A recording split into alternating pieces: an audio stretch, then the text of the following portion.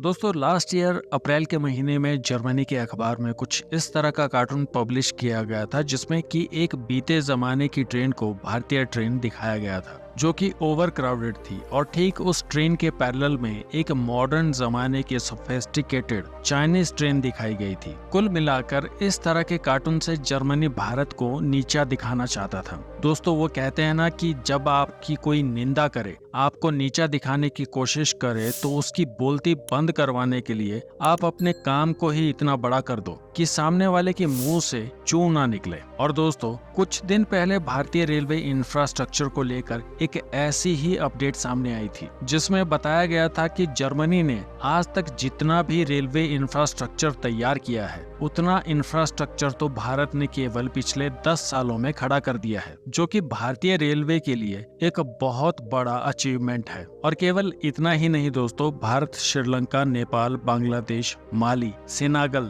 Tanzania, Angola, Mozambique और Vietnam जैसे देशों में रेलवे का एक्सपोर्ट करता है। लेकिन अब एक काफी इंटरेस्टिंग खबर सामने आई है। जैसे कि दोस्तों हमें पता है कि भारत मेक इन इंडिया पर काफी जोर दे रहा है, जिसके तहत भारत ने देश में ही बुलेट ट्रेन बनाने के लिए इंफ्रास्ट्रक्चर पर तेजी से काम शुरू कर दिया है। तो वहीं वंदे भारत और नमो भारत जैसी नई टेक्नोलॉजी वाली ट्रेन्स की संख्या में वृद्धि कर रहा है। अब भारत की इन ट्रेन्स का वर्चस्व विदेश में भी देखने को मिल रहा है और इसके तहत भारत के एक पड़ोसी देश ने भारत से एक बड़ी डिमांड की है, जिसके फलस्वरूप अब हमें भारतीय रेलवे विदेश में भी जल्द ही चलती हुई दिखाई देगी। दरअसल हमारे पड़ोसी बांग्लादेश ने एक टेंडर जारी किया था जिसमें बांग्लादेश सरकार अपने देश के रेलवे इंफ्रास्ट्रक्चर को एक्सपैंड करना चाहती है और इस टेंडर के तहत बांग्लादेश 200 पैसेंजर कोच खरीदना चाहता है। इस टेंडर को पाने के लिए दुनिया भर के देशों ने अपने अपने ऑफर्स बांग्लादेश की सरकार को दिए, लेकिन इस टेंडर को पूरा करने के लिए भारत ने बांग्लादेश को जो ऑफर दिए उसके सामने कोई भी दूसरा देश नहीं टिक पाया और आखिरकार ये टेंडर भारत को मिल गया।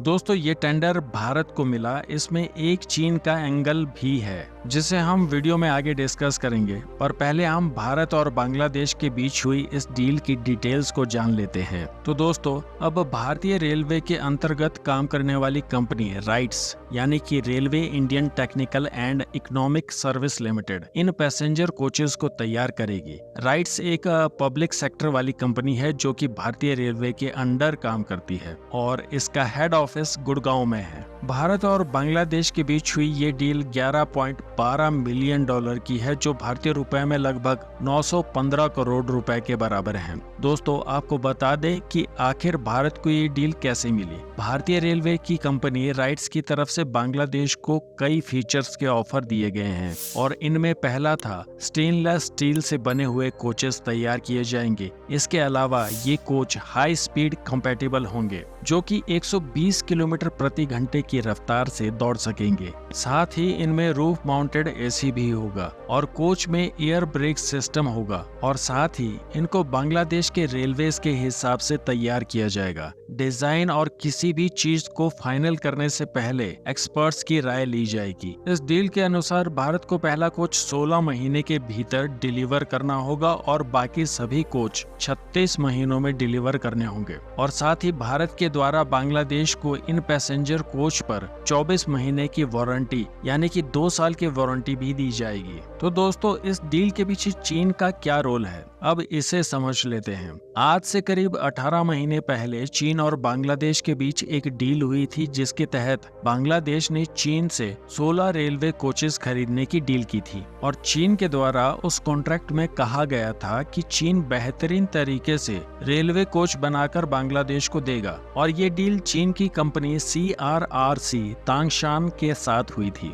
लेकिन इस डील का सबसे बड़ा नुकसान बांग्लादेश को हुआ क्योंकि चीन ने साफ तरीके से कह दिया कि अगर इन रेलवे के डिब्बों में कोई भी प्रॉब्लम आएगी तो उसका चार्ज बांग्लादेश को ही देना होगा। और दोस्तों चार्ज भी इतना ज्यादा था कि बांग्लादेशी अधिकारी भी चौंक गए। दरअसल चीन से एक कोच का इंपोर्ट करने के लिए जितना खर्चा बांग्लादेश को पड़ रहा था, ठीक उतने ही पैसे में चीन ने उसे ठीक करने का चार्ज मांग लिया था। और दोस्तों चीन की तरफ से डिलीवर किए गए इन कोचेस में काफी खामियां थी और चीन के साथ इस डील के चलते बांग्लादेश को काफी प्रॉब्लम्स हुई और इस बार इसी कारण से बांग्लादेश ने ये टेंडर चीन को न देकर भारत को दिया। तो दोस्तों, भारत और बांग्लादेश के बीच साइन हुई इस डील के बारे में आपकी क्या राय है? कमेंट बॉक्स में लिखकर जरूर बताइएगा। इस वीडियो को लाइक और शेयर करके चैनल को सब्सक्राइब कर लीजिए और अभी के लिए इतना ही। मिलते हैं एक नई वीडियो में एक नए टॉपिक के साथ। जय हिंद।